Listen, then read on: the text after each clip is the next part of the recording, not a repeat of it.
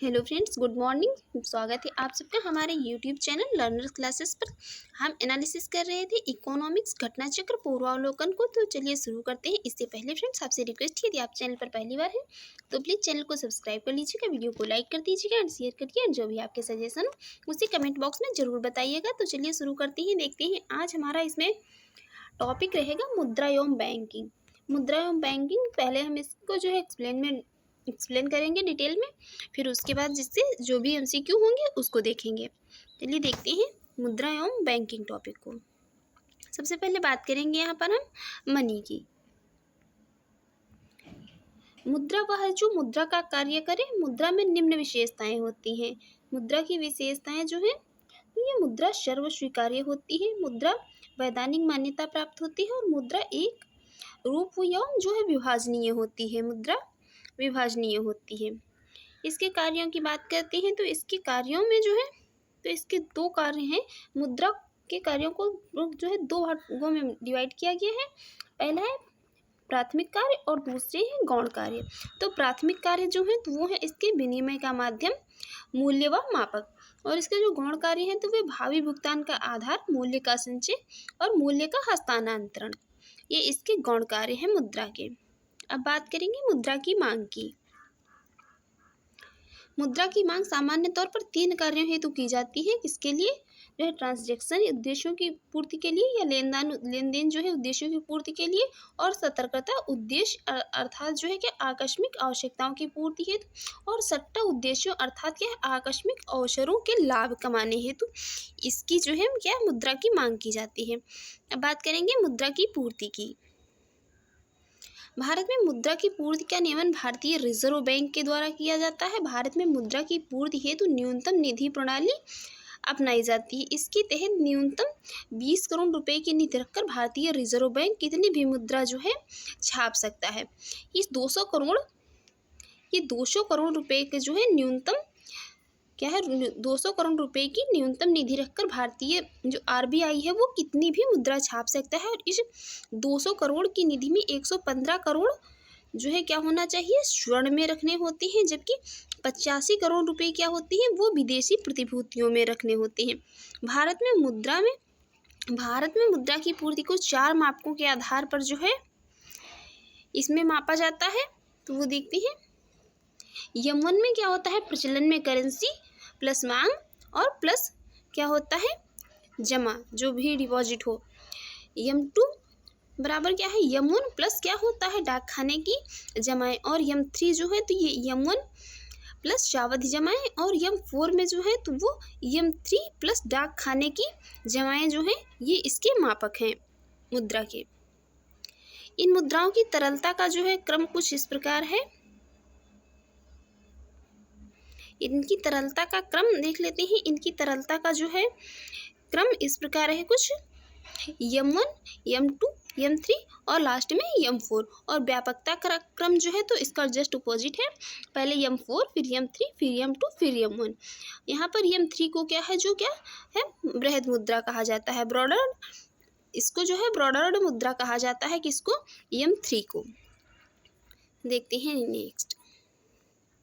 अब इसमें बात करेंगे हम बैंकिंग की। भारत में बैंकिंग के इतिहास की बात कर लेते हैं। सबसे पहले बैंकिंग के इतिहास की बात कर लेते हैं।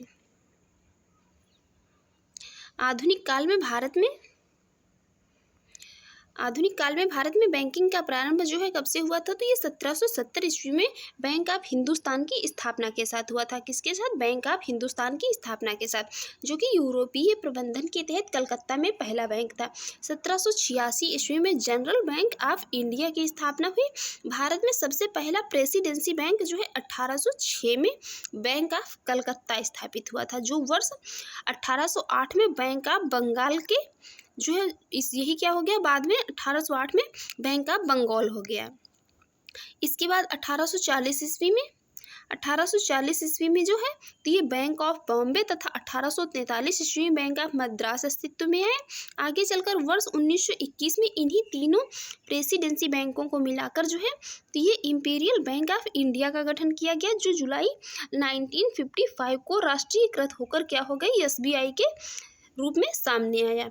1863 ईस्वी में बैंक ऑफ अपर इंडिया तथा 1865 ईस्वी में जो है इलाहाबाद बैंक की स्थापना हुई। ये भारत के सबसे पहले ज्वाइंट जो है स्टॉक बैंक थे। ये भारत के सबसे पहले ज्वाइंट स्टॉक बैंक थे। 1881 में प्रथम भारतीय ज्वाइंट स्टॉक बैंक जो है वो कौन था, तो अवध कमर्शियल बैंक की स्थापना हुई। यह समिति दायित्व वाला पहला भारतीय बोर्ड द्वारा प्रबंधित बैंक था। इसी क्रम में 1894 में प्रथम पूर्ण रूप से भारतीय प्रबंधन वाले बैंक थे कौन, पंजाब नेशनल बैंक की स्थापना हुई। इसके बाद भारतीयों के पूर्ण स्वामित्व और प्रबंधन वाला पहला भारतीय वाणिज्यिक बैंक जो था तो वो था कौन, सेंट्रल बैंक ऑफ इंडिया था, जिसकी स्थापना 1911 में हुई थी। अब बात करेंगे यहाँ पर बैंकों के राष्ट्रीयकरण की, क्योंकि इसके बाद क्योंकि बैंकों की स्थापना के बाद जो है बैंकों का राष्ट्रीयकरण हुआ। भारतीय बैंक इतिहास में एक बड़ी घटना जो है 19 जुलाई 1969 को घटी, जब 14 बैंकों जिनकी जमा राशि 50 करोड़ रुपए या उससे अधिक थी का राष्ट्रीयकरण कर दिया गया। इसी क्रम में 15 अप्रैल 1980 को 6 और वाणिज्यिक बैंकों 200 करोड़ रुपए अधिक जमा राशि वाले बैंकों का राष्ट्रीयकरण किया गया। इसके बाद क्या हुआ, इसके बाद जो है ये पुनः केंद्रीय वित्त किया गया। इसके बाद ये पुनः केंद्रीय वित्त मंत्री निर्मला सीतारमण ने 30 अगस्त 2019 को 10 बैंकों का समामेलन 4 बैंकों के रूप में किए जाने की बृहद योजना की घोषणा की थी। इसके क्रियान्वित होने के बाद देश में भारतीय स्टेट बैंक जो है स्टेट बैंक के अतिरिक्त राष्ट्रीयकृत बैंकों की कुल संख्या घटकर कितनी रह गई, तो ये 11 रह गई थी। इसके बाद देखते हैं वो कौन कौन से 4 बैंक थे जिनको, पहला था ओरिएंटल बैंक ऑफ कॉमर्स और यूनाइटेड बैंक ऑफ इंडिया का विलय किसमें किया गया है, तो ये पंजाब नेशनल बैंक में कर दिया गया। आंध्रा बैंक और कॉरपोरेशन बैंक का विलय यूनियन बैंक ऑफ इंडिया में कर दिया गया। सिंडिकेट बैंक का केनरा बैंक में कर दिया गया विलय, तथा इलाहाबाद बैंक का विलय जो है इंडियन बैंक में किया गया। इसके बाद बात करेंगे हम आरबीआई की, भारतीय रिजर्व बैंक की। भारतीय रिजर्व बैंक जो है देश का केंद्रीय बैंक है। देश में मौद्रिक नीति का निर्धारण इसी के द्वारा किया जाता है। भारत में एक केंद्रीय बैंक के गठन की अनुशंसा वर्ष 1926 में गठित हिल्टन यंग समिति के द्वारा जो है ये की गई थी। इसी के अनुपालन में भारतीय रिजर्व बैंक अधिनियम 1934 के तहत 1 अप्रैल 1935 को आरबीआई की स्थापना की गई थी। इसका 1 जनवरी 1949 को राष्ट्रीयकरण किया गया। सीडी देशमुख स्वतंत्र भारत के पहले आरबीआई गवर्नर थे। इनका नाम याद रखिए, सीडी देशमुख को किसी भी वनडे एग्जाम में जो है ये पूछ लिया जाता है। आरबीआई के कार्य देखते हैं कौन कौन है। तो आरबीआई के कार्य जो है तो नोटों का निर्गमन करना, सरकार के बैंक के जो है रूप में कार्य करना और बैंकों के बैंक के रूप में कार्य करना, शाख जो है ऋण का नियंत्रण करना। केंद्रीय बैंक शाख का नियंत्रण 2 विधियों से करता है, जिसमें मात्रात्मक परिणात्मक नियंत्रण एवं जो है गुणात्मक या चयनात्मक नियंत्रण होता है। मात्रात्मक शाख नियंत्रण के तहत आरबीआई अर्थव्यवस्था में एक समान रूप से बिना भेदभाव किए सभी क्षेत्रों में जो है शाख सृजन को प्रभावित करता है। और जो इसका ये गुणात्मक शाख नियंत्रण है तो इसमें ये गुणात्मक शाख नियंत्रण हेतु क्या करता है, वह किसी क्षेत्र विशेष में शाख का नियंत्रण करता है, पूरी अर्थव्यवस्था में नहीं करता है। अब बात करेंगे हम इसके तरलता नियंत्रण के उपकरण की। कैश जो है इसका ये कैश रिजर्व रेशियो की CRR क्या है, ये अपनी सभी जमाओं जैसे मांग जमा और सावधि जमा का वह अनुपात है जो वाणिज्यिक बैंकों को आरबीआई के पास जमा करना होता है। इसे कहते हैं CRR कहलाता है। CRR में क्या है, बैंकों में जो वृद्धि से बैंकों के पास तरलता में कमी आती है, जबकि इसके विपरीत इसकी तरलता को बढ़ाती है। अब बात करेंगे सांविधिक तरलता अनुपात की। सांविधिक तरलता अनुपात SLR की बैंकों की समग्र जमाओं का वह अनुपात जो उन्हें सरकारी प्रतिभूतियों, स्वर्ण, नकदी जैसी चल एवं सुरक्षित संपत्तियों के रूप में रखना होता है, उसे SLR कहते हैं। यह भी तरलता से ऋणात्मक रूप से संबंधित होता है। अब बात करेंगे इसके शाख नियंत्रण के उपकरण की। शाख नियंत्रण के उपकरण की जिसे रेपो रेट की। यह वह दर है जिस पर आरबीआई वाणिज्यिक बैंकों को अल्पकालीन ऋण उपलब्ध कराता है। यह अनुसूचित बैंकों के शाख सृजन क्षमता को प्रभावित करता है। रेपो की कम दर के कारण बैंक अधिक मात्रा में शाख सृजन कर सकते हैं, क्योंकि उन्हें आरबीआई से सस्ती दर पर ऋण की क्या होती है, ऋण की प्राप्ति हो जाती है। अब बात करेंगे रिवर्स रेपो रेट की। वह दर जिस पर आरबीआई वाणिज्यिक बैंकों की आरबीआई में जमाओं पर ब्याज देता है क्या कहते हैं, रिवर्स रेपो रेट कहलाता है। ये मोस्ट इंपॉर्टेंट है, बहुत पूछे जाते हैं ये यूपीपीसीएस के एग्जाम में, तो ये बहुत ही पूछे जाते हैं। अब बात करेंगे बैंक रेट की। वह दर जिस पर आरबीआई वाणिज्यिक बैंकों को दीर्घकालीन ऋण देता है बैंक दर कहलाता है। इसका भी साख सृजन से जो है विपरीत संबंध होता है। अब बात करेंगे किसकी, सीमांत स्थायी सुविधा दर की। अनुसूचित वाणिज्यिक बैंक अपनी अति अल्पकालीन तरलता आवश्यकता की पूर्ति हेतु अपने एसएलआर के बदले आरबीआई के जिस दर पर ऋण लेते हैं उसे एमएसएफ दर कहा जाता है। उल्लेखनीय है कि बैंक एमएसएफ दर पर अपनी कुल जमाओं के 2% से अधिक ऋण नहीं ले सकते हैं। अब बात करेंगे आरबीआई द्वारा जो है शाख नियंत्रण। ये पहला तो होता है परिणात्मक मात्रात्मक शाख नियंत्रण, दूसरा है चयनात्मक गुणात्मक शाख नियंत्रण। तो पहले इसमें देख लेते हैं हम जो ये परिणात्मक शाख नियंत्रण या कह लीजिए मात्रात्मक शाख नियंत्रण उपकरण की। तो इसमें बैंक दर, एमएसएफ दर, खुले बाजार की क्रियाएं, शेयरों की खरीद बिक्री, रेपो, रिवर्स रेपो, स्थायी सुविधा दर, सीआरआर एवं एसएलआर, ये सभी संबंधित हैं इससे। इसमें जो ये चयनात्मक या गुणात्मक नियंत्रण उपकरण है, इसमें न्यूनतम सीमा का निर्धारण, नैतिक दबाव एवं सलाह और शाख मानदंड का निर्धारण सम्मिलित है। अब बात करेंगे मुद्रास्फीति एवं अस्फीति की। मोस्ट इम्पॉर्टेंट है। मुद्रास्फीति एवं अस्फीति क्या है, कीमतों में एक स्थायी वृद्धि की जो है प्रवृत्ति को मुद्रास्फीति तथा कीमतों में स्थायी कमी की प्रवृत्ति को क्या कहते हैं, मुद्रास्फीति कहा जाता है। दर के आधार पर मुद्रास्फीति को जो है निम्न रूप से बांटा गया है। तो इसमें देखेंगे, सबसे पहले बात करेंगे रेंगती स्फीति या क्रीपिंग जो स्फीति की। जब स्फीति की दर एक अंकीय हो और जो है ये कूदती स्फीति कौन सी होती है, जब स्फीति 2 या 3 अंकी हो। और अधिस्फीति क्या कहलाती है, जब स्फीति की दर बहुत अधिक हो, जैसे कि जिम्बाब्वे में जुलाई 2008 में 23.1 करोड़% थी। जबकि स्फीति की मांग बढ़ने के कारण आए, जब स्फीति क्या हो, स्फीति मांग बढ़ने के कारण आए तो इसे मांग प्रेरित स्फीति कहा जाता है। जबकि किन्हीं कारणों से लागतों में वृद्धि हो जाए तो इस स्थिति में उत्पन्न स्फीति क्या कहलाती है, ये लागत प्रेरित स्फीति कहलाती है। स्फीति के जो होते हैं कौन से 3 प्रमुख कारण होते हैं, देख लेते हैं कौन कौन से 3 प्रमुख कारण होते हैं स्फीति के। स्फीति के ये 3 प्रमुख कारण हैं, जिसमें पहला है मांग में वृद्धि करने वाले कारक, और दूसरा है पूर्ति में वृद्धि करने वाले कारक, और तीसरा होता है लागत में वृद्धि करने वाले कारक। तो जो मांग में वृद्धि करने वाले कारक है उसमें है मुद्रा की पूर्ति बढ़ जाए, काला धन, सार्वजनिक व्यय में वृद्धि और ऋणों का जो है पुनर्भुगतान किया जाए, जनसंख्या में वृद्धि हो या कर रोपण में कटौती हो। और पूर्ति में कमी करने वाले कारक कौन कौन से हैं, तो ये साधनों की पूर्ति में कमी, श्रमिक आंदोलन, प्राकृतिक संकट, कृत्रिम दुर्लभता और निर्यात बढ़ जाए एवं क्या हो, आयात में कमी हो। और इसमें क्या हो, उत्पत्ति ह्रास नियम प्रभावी हो, अर्थात क्या है आगे उत्पादन करने पर क्या है जो है लागत बढ़ जाए। ये सभी क्या है पूर्ति में कमी करने वाले कारक हैं। इसके बाद हम देखेंगे लागत में वृद्धि करने वाले कारक। तो साधनों की मांग में वृद्धि, जीवन निर्वाह लागत में वृद्धि, एकाधिकार लाभ में वृद्धि और मजदूर संघों द्वारा लागत में वृद्धि, यह व्यापारिक जो है ये व्यापारियों का अनैतिक गठबंधन, ये सभी क्या है, ये सभी हैं लागत में वृद्धि करने वाले कारक। अब बात करेंगे हम यहाँ पर फिलिप्स वक्र की, जो कि मोस्ट इम्पॉर्टेंट है।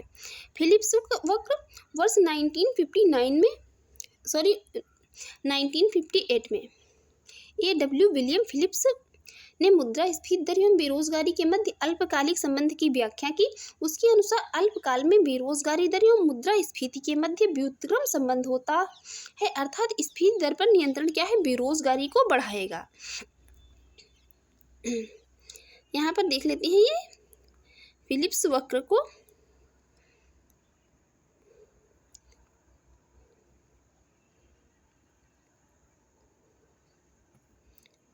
देखते हैं यहाँ पर ये फिलिप्स वक्र, यहाँ पर क्या है, ये बेरोजगारी को बढ़ा रहा है। यहाँ पर ये ऐसे जो है यहाँ पर ये इसको बेरोजगारी को बढ़ाता हुआ ये इस प्रकार से जो यहाँ पर ये शो किया गया है, तो फिलिप शॉ ये बेरोजगारी को बढ़ाता हुआ शो किया गया। अब बात करेंगे यहाँ पर मुद्रास्फीति पर नियंत्रण के उपायों की। मुद्रास्फीति पर नियंत्रण के उपायों की, तो सबसे पहले बात करेंगे राजकोषीय उपाय और सरकारी प्रयासों की। तो इसमें करारोपण में वृद्धि, सार्वजनिक व्यय में कमी, ऋणों में वृद्धि, प्रत्यक्ष कार्यवाहियाँ और सार्वजनिक वितरण प्रणाली और आयात में वृद्धि, ये सभी क्या है, ये राजकोषीय उपाय या सरकारी प्रयास हैं। अब बात कर लेते हैं मौद्रिक उपायों की। इसमें CRR में वृद्धि, SLR में वृद्धि, रेपो रेट में वृद्धि और रिवर्स रेपो में वृद्धि और बैंक दर में क्या वृद्धि आदि, ये सभी क्या है, ये मुद्रास्फीति पर नियंत्रण के उपाय हैं। अब बात करेंगे मुद्रास्फीति के प्रभाव की। तो यहाँ पर जो है ये उपभोक्ता है, ये निगेटिव रहेगा और ऋणी जो है ये पॉजिटिव रहेगा। वर्ग है, ऋणदाता वर्ग जो रहेगा ये क्या निगेटिव रहेगा, और जो स्थिर आय वर्ग रहेगा ये भी निगेटिव रहेगा। पेंशन भोगी है ये भी यहाँ पर जो है निगेटिव रहेगा, और निर्यात जो है ये भी निगेटिव रहेगा। उत्पादन क्या है जो ये पॉजिटिव रहेगा, और व्यापारी वर्ग पॉजिटिव रहेगा। कृषक वर्ग जो है पॉजिटिव रहेगा। सार्वजनिक बचत जो है ये क्या, ये माइनस में रहेगी, और सार्वजनिक व्यय है ये प्लस में, आयात भी प्लस में, रोजगार प्लस में, और उत्पादन जो है ये वर्ग सभी क्या रहेंगे, ये इनका माइनस में, इनका प्लस में प्रभाव पड़ेगा। और अब बात करते हैं हम यहाँ पर इससे बनने वाले जो भी MCQs हैं। देखते हैं पहला क्वेश्चन है यहाँ पर, भारत में फर्म ब्याज व्याप्ति अनुपात पद का क्या महत्व है। जो इंटरेस्ट कवरेज रेशियो है इसका क्या महत्व है। यहाँ पर पहला स्टेटमेंट कह रहा है, यह उस फर्म जिसे बैंक ऋण देने जा रहा है कि वर्तमान जोखिम को समझने में मदद करता है। चलिए ठीक ही देखते हैं। नेक्स्ट कह रहा है, यह उस फर्म जिसमें बैंक ऋण देने जा रहे हैं कि आने वाले जोखिम के मूल्यांकन में मदद करता है। थर्ड कह रहा है, उधार लेने वाली फर्म का ब्याज व्याप्ति अनुपात जितना अधिक होगा उसकी ऋण समाशोधन क्षमता क्या है उतनी ही खराब होगी। इसमें जो है पहला और दूसरा स्टेटमेंट करेक्ट है। देखते हैं इसकी एक्सप्लेन। ब्याज व्याप्ति अनुपात कवरेज रेशियो, जो इंटरेस्ट कवरेज रेशियो एक ऋण और लाभ प्रदाता अनुपात है जिसका उपयोग यह निर्धारण करने के लिए किया जाता है कि कंपनी अपने बकाया ऋण पर कितनी आसानी से भुगतान का ब्याज कर सकती है। ब्याज व्याप्ति अनुपात को कभी कभी अर्जित ब्याज जो है टाइम इंटरेस्ट एर्न्ड अनुपात भी कहा जाता है। ऋणदाता, निवेशक और लेनदार जो है अक्सर इस फार्मूले का उपयोग कंपनी की मौजूदा ऋण के सापेक्ष या भविष्य में उधार लेने के लिए जोखिम का निर्धारण करने के लिए करते हैं। इस क्या एक उच्च व्याप्ति अनुपात बेहतर है, हालांकि आदर्श अनुपात उद्योग द्वारा ये भिन्न हो सकता है। अब देखते हैं नेक्स्ट क्वेश्चन है, हाल ही में भारतीय बैंकों और वित्तीय संस्थाओं द्वारा अंतर ऋणदाता करार या इंटर क्रेडिटर एग्रीमेंट पर हस्ताक्षर करने का क्या उद्देश्य है। इसके उद्देश्य की बात हो रही है, तो इसका उद्देश्य है यहाँ पर, इसका उद्देश्य है 50 करोड़ रुपए या अधिक की दबाव युक्त परिसंपत्तियां या स्टेट्स एसेट्स जो कि सहसंघ आधारी या क्या है कंसोर्टियम लेंडिंग के अंतर्गत है, अधिक तेजी से समाधान करने का लक्ष्य रखना। देखते हैं इसकी एक्सप्लेन। सुनील मेहता समिति की अनुशंसाओं के आधार पर तथा सरकार द्वारा दबाव युक्त परिसंपत्तियों के समाधान हेतु स्वीकृत प्रोजेक्ट्स सशक्त के तहत 30 जुलाई 2018 को भारतीय बैंकों और वित्तीय संस्थाओं द्वारा अंतर ऋणदाता करार पर हस्ताक्षर किए गए। इस समझौते का उद्देश्य 50 करोड़ रुपए या अधिक की दबाव युक्त परिसंपत्तियां जो कि संघ उधारी के अंतर्गत आती हैं, जो है कंसोर्टियम लेंडिंग के अंतर्गत आती हैं, के समाधान को जो है त्वरित करना था। इस करार पर SBI और PNB सहित 22 सार्वजनिक क्षेत्र के बैंकों और 19 निजी क्षेत्र के बैंकों एवं 32 विदेशी बैंकों के साथ क्या है LIC एवं हुडको जैसे 12 प्रमुख वित्तीय संस्थानों द्वारा हस्ताक्षर किए गए हैं। इसके तहत क्या है कंसोर्टियम के मुख्य ऋणदाता को अधिक अधिकार देते हुए समाधान योजना प्रस्तुत करने तथा समूह के 66% ऋणदाताओं द्वारा जो ऋणदाता बैंकों द्वारा सहमत होने पर क्या है उस योजना के अनुमोदन का प्रावधान किया गया है इसमें। हम बात करते हैं नेक्स्ट क्वेश्चन की। नेक्स्ट क्वेश्चन है, निम्नलिखित कथनों में से कौन सा हाल ही में समाचारों में आए दबाव युक्त परिसंपत्तियों के धारणीय संरचना पद्धति स्कीम फॉर सस्टेनेबल जो है स्ट्रक्चरिंग ऑफ स्टेट्स का जो है सर्वोत्तम वर्णन करता है? यस 4A का कौन सर्वोत्तम वर्णन करता है? देखिए सर्वोत्तम वर्णन करता है इसका कौन? यह वास्तविक कठिनाइयों का सामना कर रही बड़ी कारपोरेट इकाइयों की वित्तीय संरचना की पुनर्संरचना के लिए भारतीय रिजर्व बैंक की क्या है? एक स्कीम है। देखते हैं इसकी एक्सप्लेन।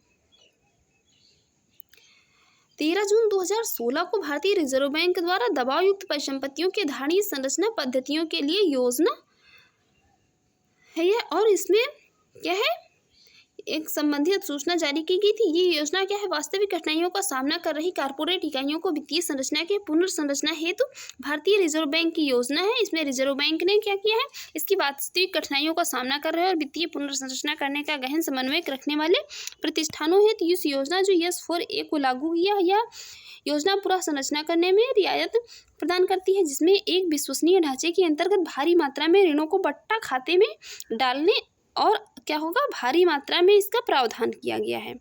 अब देखते हैं नेक्स्ट क्वेश्चन क्या है। नेक्स्ट क्वेश्चन कह रहा है, निम्नलिखित कथनों पर विचार कीजिए।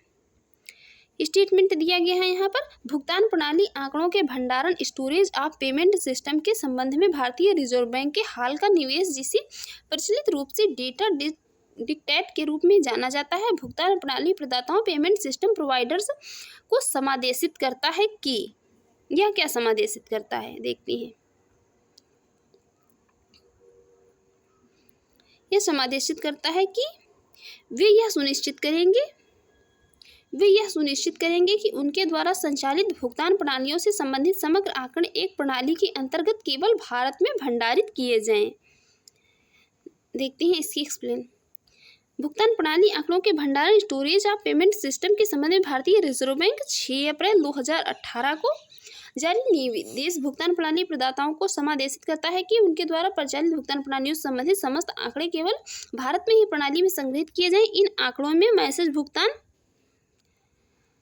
निर्देश के संबंध में शुरुआत से लेकर अंत तक के जो है समस्त लेन देन संबंधी विवरण संग्रह की गई, लाई गई, संसाधित की गई सूचना और क्या है, इसमें इस कार्य के पूर्ण होने के पश्चात प्रणाली प्रदाता प्रणालीगत लेखा परीक्षा रिपोर्ट ये सभी प्रस्तुत करेंगे, और यह लेखा परीक्षा जो है क्या करेंगे, सूचीबद्ध परीक्षकों द्वारा की जाएगी। देखते हैं नेक्स्ट क्वेश्चन। नेक्स्ट क्वेश्चन है यहाँ पर, कैशलेस लेन देन को बढ़ावा देने के लिए भारत सरकार द्वारा किस समिति का गठन किया गया? तो ये समिति का गठन किया गया किसका? इसका किया गया है नीरज कुमार गुप्ता समिति का गठन, कैशलेस लेन देन को बढ़ावा देने के लिए। वित्त मंत्रालय और भारतीय रिजर्व बैंक ने मई 2016 में नकदी रहित लेन देन को बढ़ावा देने हेतु नीरज कुमार गुप्ता की अध्यक्षता में एक समिति का गठन किया है, जिसमें जो कि 7 सदस्य थे। इसी क्रम में 8 नवंबर 2016 को लिए गए विमुद्रीकरण के निर्णय के बाद 25 नवंबर 2016 को केंद्र सरकार द्वारा सरकार नागरिक के मध्य डिजिटल लेन देन को बढ़ावा देने हेतु नीति आयोग के सीईओ अमिताभ कांत की अध्यक्षता में भी एक समिति का गठन किया गया है इसमें। देखती है नेक्स्ट क्वेश्चन क्या है। नेक्स्ट है, कभी कभी समाचारों में आने वाले पद व्यापारी छूट दर या मर्चेंट डिस्काउंट रेट को निम्नलिखित में से कौन सा सबसे सही स्पष्ट करता है? तो इसमें सबसे सही इसको स्पष्ट करता है कौन? यह क्या है? यह बैंक द्वारा किसी व्यापारी पर अपने ग्राहकों के डेबिट कार्ड से भुगतान लेने पर लगाया जाने वाला जो है शुल्क है। देखते हैं इसकी एक्सप्लेन। ये जो है ये यही है, या व्यापारियों द्वारा उनके ग्राहकों से डेबिट कार्ड से भुगतान प्राप्त करने की स्थिति में लगाया जाता है। अब बात करेंगे यहाँ पर नेक्स्ट क्वेश्चन। नेक्स्ट, निम्नलिखित में से कौन भारत के सभी एटीएम को जोड़ता है? भारत के सभी एटीएम को जोड़ता है, तो वो है कौन जोड़ता है? वो जोड़ता है भारतीय राष्ट्रीय भुगतान निगम या national payments corporation of India. देखते हैं नेक्स्ट क्वेश्चन। नेक्स्ट क्वेश्चन है, निम्नलिखित कथनों पर विचार कीजिए। पहला स्टेटमेंट कह रहा है, भारतीय राष्ट्रीय भुगतान निगम national payments corporation of India NPCI देश में वित्तीय समावेशन के संवर्धन में सहायता करता है। ठीक है, देखते हैं दूसरा स्टेटमेंट कह रहा है, एनपीसीआई ने एक कार्ड भुगतान स्कीम रुपे प्रारंभ की है। दूसरा तो यहाँ पर ये जो है दोनों स्टेटमेंट हैं करेक्ट। इसमें क्या है, ये जो है रुपये का भारतीय राष्ट्रीय भुगतान निगम द्वारा मार्च 2012 में प्रारंभ स्वदेशी भुगतान प्रणाली पर आधारित एटीएम कार्ड है। इसका नाम दो शब्दों रुपया और पेमेंट से मिलकर रखा गया है। इस बहुराष्ट्रीय वीजा, अमेरिकन एक्सप्रेस एवं मास्टर कार्ड की तरह प्रयोग किया जाता। 8 मई 2014 को भारत के तत्कालीन जो राष्ट्रपति थे प्रणब मुखर्जी ने अपना भुगतान कार्ड इसे रुपये राष्ट्र को समर्पित किया था। और भारतीय राष्ट्रीय भुगतान निगम भारतीय रिजर्व बैंक द्वारा वर्ष 2008 में स्थापित एक निगम है, जिसे भारत में विभिन्न भुगतान प्रणालियों के लिए मात्र संस्था के रूप में कल्पित किया गया है। देश में वित्तीय समावेशन के संवर्धन में सहायता करता है, साथ ही भारत के सभी एटीएम को क्या करता है, आपस में जोड़ता भी है। देखते हैं नेक्स्ट क्वेश्चन। नेक्स्ट क्वेश्चन है एकीकृत भुगतान अंतरपृष्ठ यूनिफाइड पेमेंट इंटरफेस यूपीआई में कार्यान्वित करने के लिए जो है निम्नलिखित में से किसके होने की सर्वाधिक संभाव्यता है। तो इसमें संभाव्यता है किसकी सर्वाधिक, यह ऑनलाइन भुगतानों के लिए मोबाइल वॉलेट आवश्यक नहीं होंगे। एकीकृत भुगतान जो है अंतरपृष्ठ एक त्वरित भुगतान प्रणाली है, जिसमें आरबीआई विनियमित इकाई भारतीय राष्ट्रीय भुगतान निगम ने यह विकसित किया है। यह क्या है, इमीडिएट पेमेंट सर्विस है।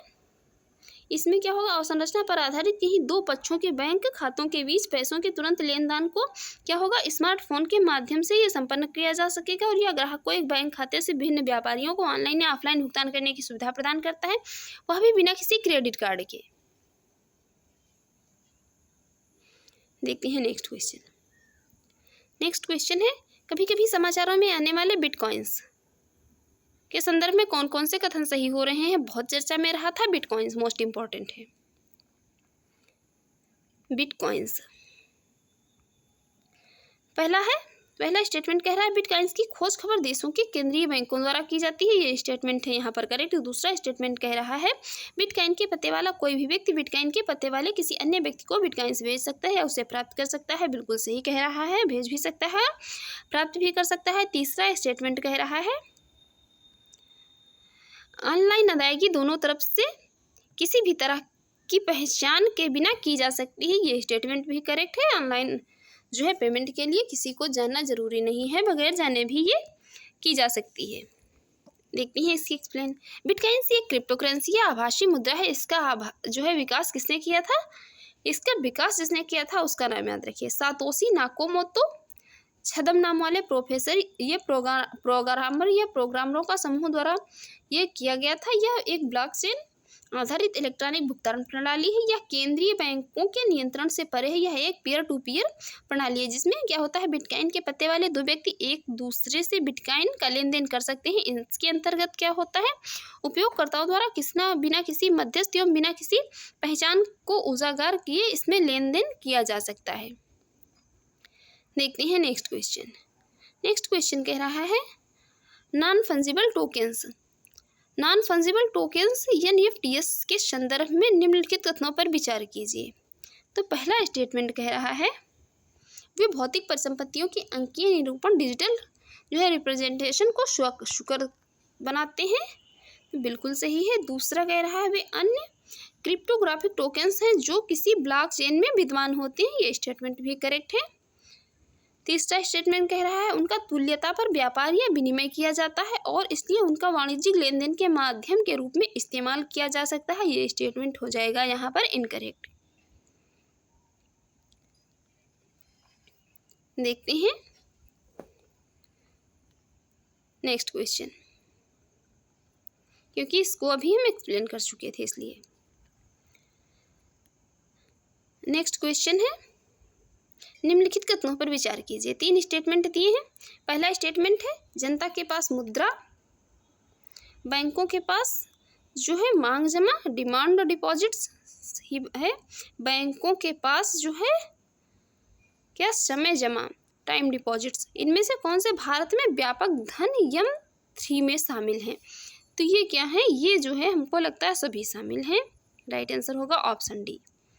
देखते हैं इसकी एक्सप्लेन। आरबीआई द्वारा नियुक्त दूसरे कार्यकारी समूह द्वारा वर्ष 1977 में प्रदत्त रिपोर्ट के अनुसार आरबीआई ने मुद्रा पूर्ति के संबंध में 4 समुच्चय एवं ये 4 समुच्चय थे मुद्रा पूर्ति के संबंध में M1, M2, M3 तथा M4 स्वीकार किए गए थे, जबकि वाई बी रेड्डी की अध्यक्षता में मुद्रा पूर्ति पर गठित कार्यदल, जिसने अपनी रिपोर्ट जून 1998 में प्रस्तुत की थी, इस वर्षों पर मुद्रा पूर्ति के बिना 4 समुच्चय M0, M1, M2, M3 और M3 को ही व्यापक या स्थूल मुद्रा कहते हैं। M3 में शामिल घटक जो है निम्न प्रकार हैं, तो देखते हैं कौन कौन से हैं। M3 जनता के पास करेंसी है मुद्रा, बैंकों के पास जमा, और प्लस क्या है RBI के पास अन्य जमा, प्लस बैंकों के पास सावधि या समय जमा। नेक्स्ट क्वेश्चन है, निम्न भारत में निम्नलिखित में से किसके योग से सुलभ मुद्रा बनती है? तो सुलभ मुद्रा देखते हैं किसके योग से बनती है। सुलभ मुद्रा बनती है किसके योग से?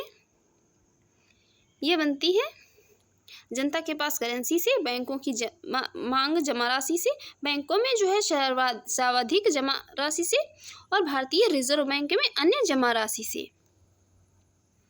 देखते हैं इसकी एक्सप्लेन में इसकी कुछ नहीं है, बस यही लिखा हुआ है कि चारों जो है इसमें सही है। देखते हैं नेक्स्ट है, यदि आप अपने बैंक के मांग जमा खाते में कितने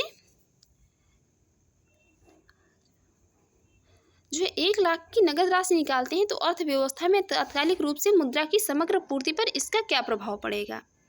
इसका प्रभाव ये पड़ेगा कि मुद्रा की समग्र पूर्ति है अपरिवर्तित रहेगी। देखते हैं इसकी एक्सप्लेन। एक निश्चित समय में अर्थव्यवस्था में संचरण करने वाली कुल मुद्रा को मुद्रा की पूर्ति कहा जाता है, जो कि M1 क्या है, जनता के पास मुद्रा CU प्लस बैंकों के पास मांग जमाएं प्लस RBI के पास अन्य जमाएं।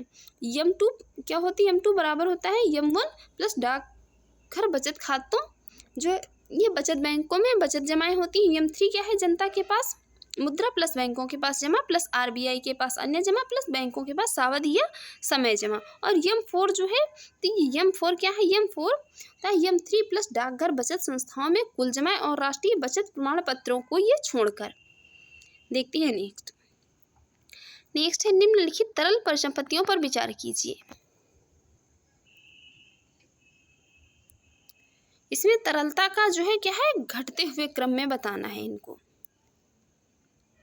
तो सबसे पहले यहाँ पर क्या, करेंसी, उसके बाद होगा बैंकों के पास मांग जमा, उसके बाद होगा बैंकों के पास बचत जमा, फिर होगा बैंकों के पास सावधिक जमा। तो राइट आंसर होगा ऑप्शन डी 4132। देखते हैं नेक्स्ट क्वेश्चन है, किसी अर्थव्यवस्था में मुद्रा गुणक या मनी मल्टीप्लायर निम्नलिखित में से किस एक के साथ साथ बढ़ता है? तो ये बढ़ता है किसके साथ साथ? ये जनता की बैंकिंग आदतों में वृद्धि के साथ साथ। देखते हैं इसकी एक्सप्लेन।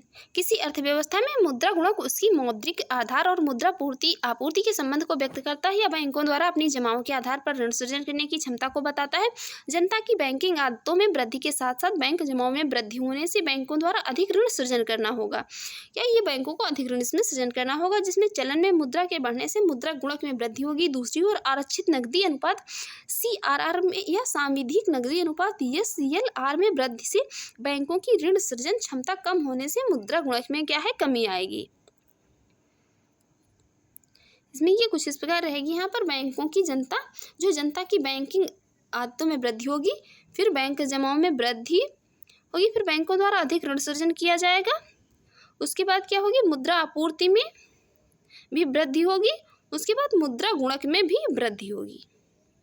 देखते हैं नेक्स्ट भारत में मुद्रा गुणक को परिभाषित किया जाता है। तो भारत में मुद्रा गुणक को परिभाषित किया जाता है बृहत मुद्रा अपन आरक्षित मुद्रा। ये सब हम इसको अभी एक्सप्लेन कर चुके हैं। देखते हैं नेक्स्ट, काली मुद्रा क्या है? काली मुद्रा या ब्लैक मनी क्या है? ये है वो, यह अवैध आय है जिस पर आय कर नहीं दिया गया हो, जिस पर जो है टैक्स नहीं दिया गया हो। काली मुद्रा से तात्पर्य ऐसी मुद्रा से है जिस पर आयकर नहीं दिया गया हो, जिसमें सरकारी कोष में राजस्व की हानि होती है। ये अवैध रूप से उपार्जित ऐसी आय है जिसमें क्या है, जिसे प्राय उत्पादक क्षेत्रों में न लगाकर उच्च उपभोग हेतु प्रयोग किया जाता है। काली मुद्रा भारतीय अर्थव्यवस्था के विकास की दृष्टि से एक समस्या है। सरकार काली मुद्रा को बाहर करने हेतु समय समय पर कदम उठाती है, जैसे जो है क्या है, स्वैच्छिक आय घोषणा योजना वित्त पर स्थायी समिति की रिपोर्ट 2019 के अनुसार जिस क्षेत्र में काले धन का सर्वाधिक सृजन है उनमें रियल एस्टेट, खनन, फार्मास्यूटिकल्स, पान मसाला, गुटखा और तंबाकू उद्योग, सराफा और कमोडिटी बाजार, फिल्म उद्योग तथा शैक्षणिक संस्थान और पेशेवर शामिल है। कर चोरी के कारण राजस्व की हानि भारतीय अर्थव्यवस्था की एक जो है इसमें ये बड़ी समस्या है बनी हुई है। देखते हैं नेक्स्ट क्वेश्चन। नेक्स्ट क्वेश्चन कह रहा है भारत में काले धन के सृजन में निम्नलिखित प्रभावों में से कौन सा भारत सरकार की चिंता का प्रमुख कारण है। तो ये इनकी चिंता का जो प्रमुख कारण है तो ये यही कारण है कि कर अपवंचन के कारण राजकोष में राजस्व की हानि होती है। ये भी IAS जो है प्री का 2021 का एग्जाम हुआ उसमें पूछा भी गया है क्वेश्चन। नेक्स्ट है भारत में निम्नलिखित में से भारत में विमुद्रीकरण का कौन औपचारिक उद्देश्य नहीं था। यहाँ GDP की विकसित दर में वृद्धि करना ये इसका उद्देश्य नहीं था। बाकी यहाँ अर्थव्यवस्था में नकदी की मात्रा को कम करना, समव्यवहार के अंकीय जो है तरीकों को अधिक उपयोग करना और कर आधार को बढ़ावा देना ये सभी थे। देखते हैं नेक्स्ट।